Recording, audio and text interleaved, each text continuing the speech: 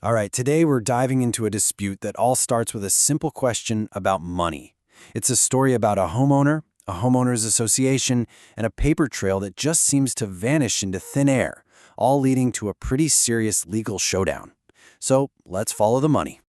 It all kicked off with this number, $15,240. I mean, it's a very specific amount, right? It's enough to notice, and it's definitely large enough to fight over. This single figure sat at the very heart of a conflict that would spiral all the way up to an administrative law hearing. So, where'd this money even come from?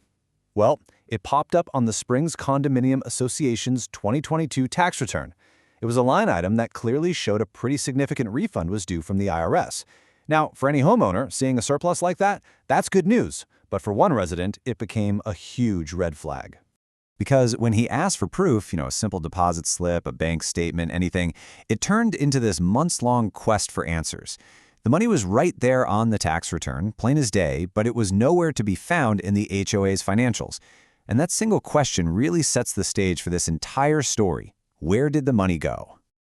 Okay, so this brings us to the very beginning of the conflict. One homeowner's really simple request. And this is where we meet the guy who kicked this all off, a homeowner named Joseph Allan. The timeline here is super important. The HOA's tax return showing that refund was done way back in October of 2022, but it didn't become an issue for 2 whole years, until November 2024. That's when Mr. Allan was looking over the new financials and realized, hey, wait a minute, that money never actually showed up. So on November 22nd, he fired off a pretty straightforward email to the board. And what's so telling is we can see his exact words from the hearing. He wasn't just vaguely asking, where's the money? He was asking for real, tangible proof. Copies of a check, a deposit slip, a receipt. He wanted to see the paper trail with his own 2 eyes. This was not some vague accusation. It was a very specific request for records. You'd think that a simple request would be the end of it. But nope, it was just the beginning. The HOA's radio silence turned this whole thing into a formal quest for records, as that paper trail started to go ice cold. And Mr. Allan didn't just ask once and give up. After his November email got nothing but crickets, he followed up again in January. But here's where it gets interesting. He wasn't alone anymore. A fellow board member also started asking the exact same question. So now, the concern wasn't just coming from a resident. It was coming from inside the boardroom itself.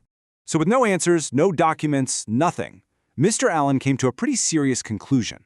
He believed the HOA wasn't just being disorganized, he thought they were actively withholding official records. And that really raises the stakes, because in Arizona, that could actually be a violation of state law. The specific law at the center of all this is Arizona Revised Statute 33-1258, and it's pretty clear. An HOA has to make its financial records reasonably available for any member to look at, and they get 10 business days to comply. For Mr. Allan, that 10-day clock had run out a long, long time ago. Okay, so up until now, we've really only heard one side of the story.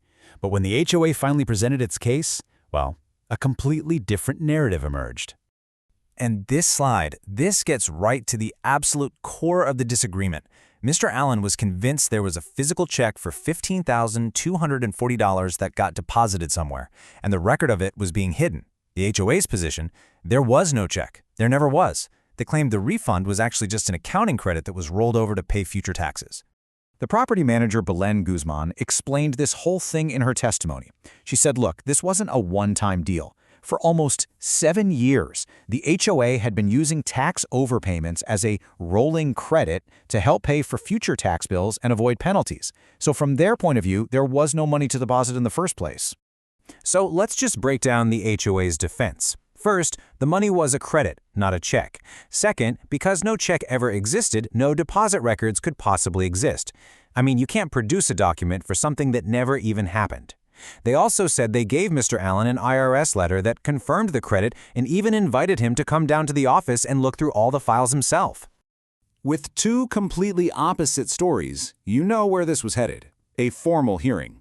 Both sides would now have to make their case in front of an administrative law judge.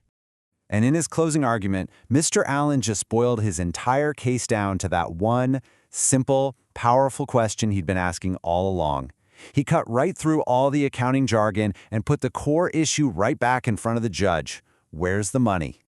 The property manager's response really just highlights the total impasse they were at. She argued that they couldn't show the money on the financials because it was never received as actual money. It was a credit. Her point was pretty logical. How can we give you a document showing the deposit of a check that we never actually got? And right here, we get a huge clue from the judge's final decision. The judge pointed out that while the property manager swore no check was ever received, Mr. Allan, well, he didn't offer any evidence to prove that one was. And this little detail? It would turn out to be the pivot point for the entire case. And that brings us to the final verdict.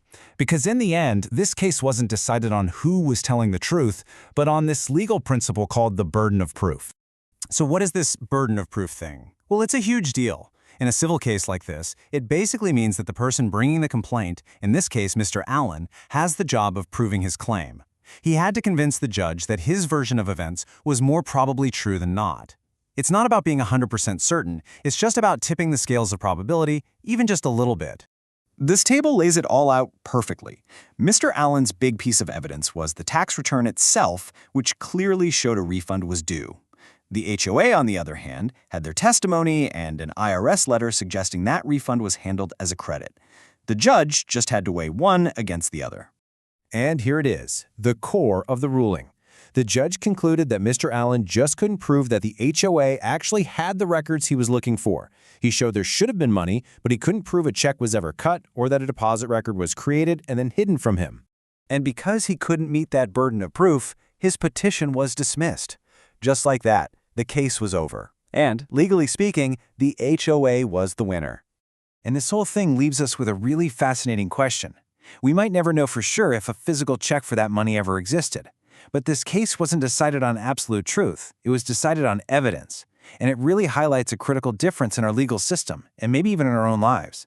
What's the difference between something being true and being able to prove it?